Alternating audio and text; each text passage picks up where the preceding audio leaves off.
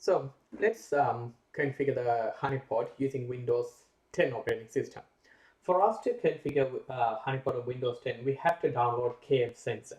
So the KFSensor, the path to download the KFSensor is, let's go to www.keyfocus.net KFSensor /free trial, right? It got a full one, so I'm going to just use the trial, right?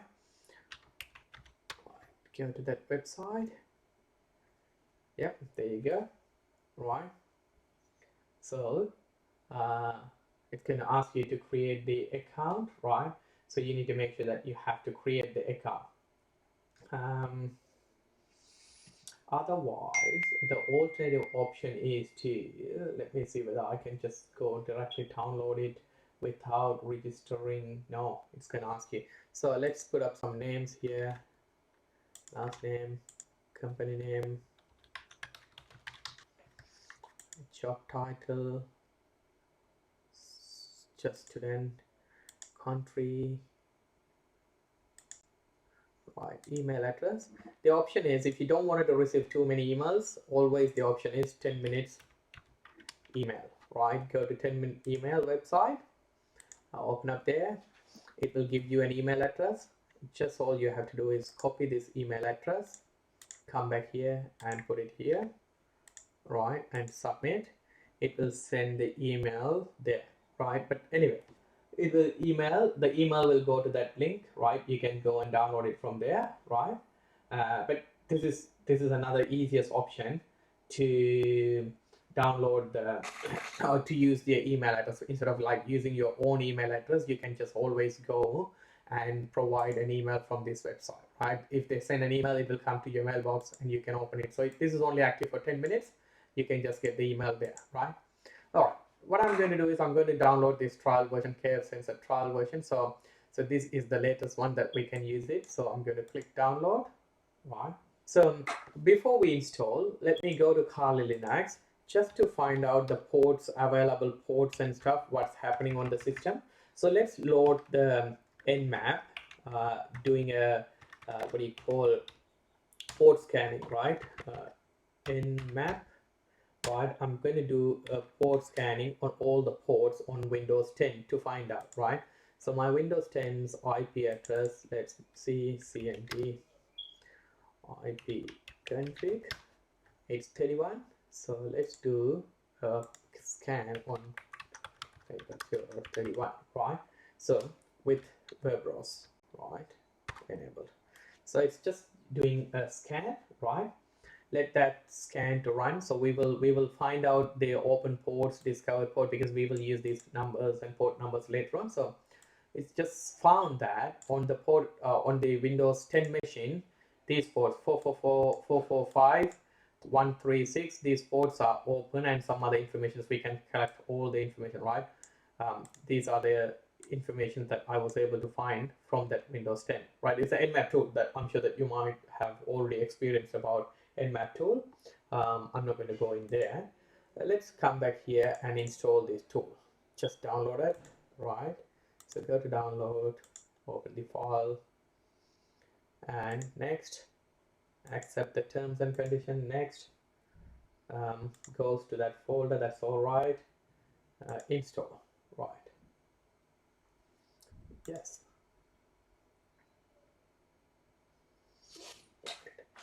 Finish, right?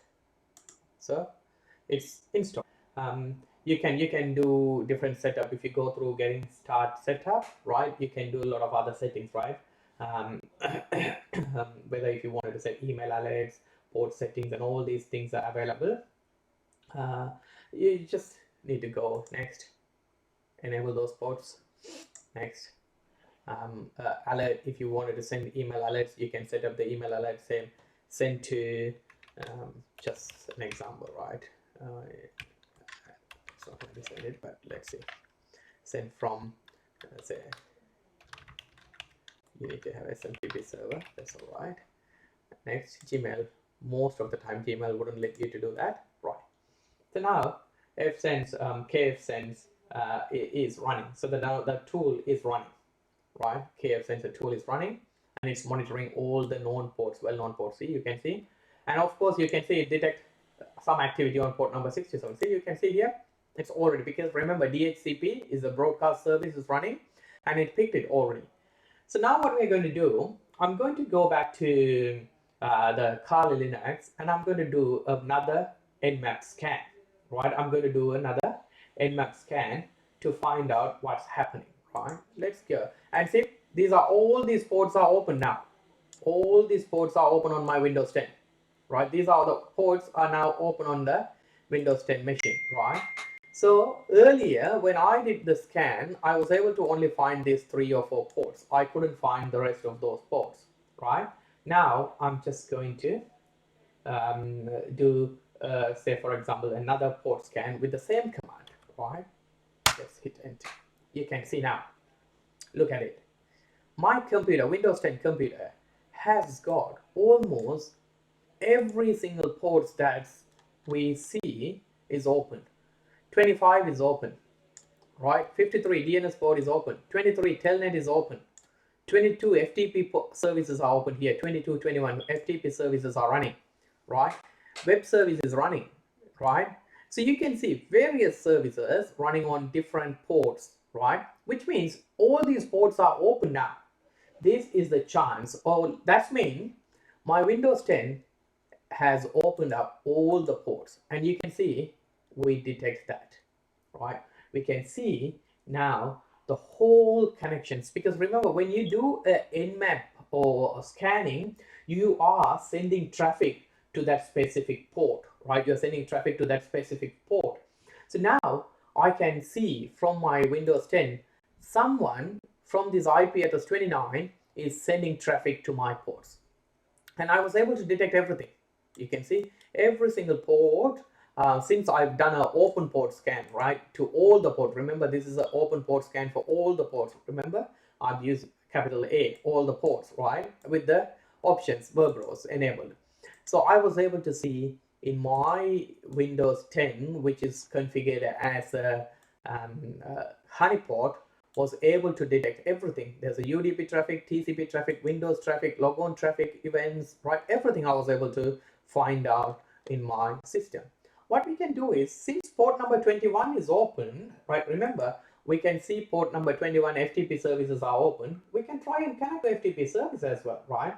You can just do an FTP connection. If you want, you just try to open another tool and go and connect to FTP using the IP address FTP 192.168.0.31. 31 is where my FTP service is running. Say, look at here. If you go through the ports, you will find FTP is running. Hold on, where is here? Here, FTP services are running, right? It gives the wrong name. Sorry, F21 FTP. So you can see 21 FTP is running here, right? So I'm just going to connect to FTP, right? See, it's now connected. I'm landed to FTP services, right?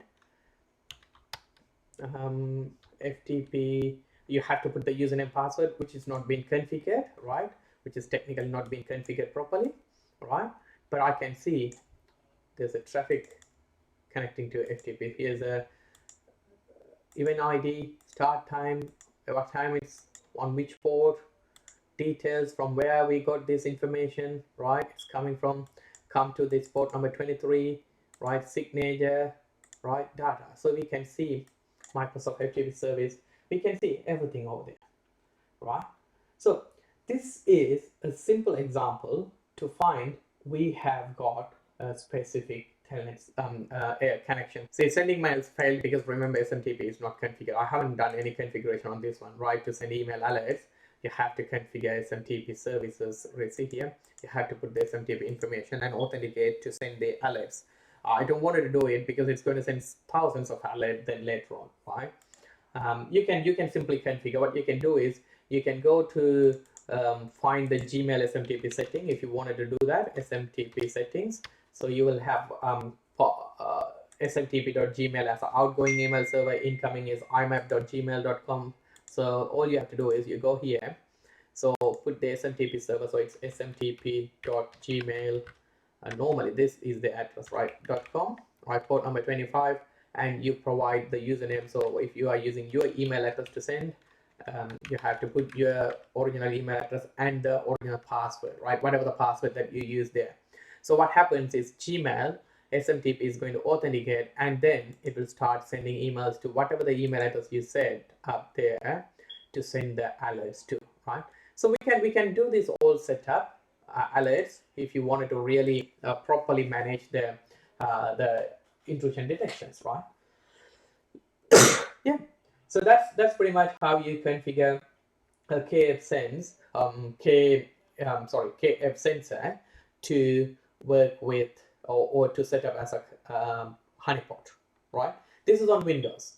The previous one was in Linux or a Kali Linux, or we configured in Kali Linux and Ubuntu Linux.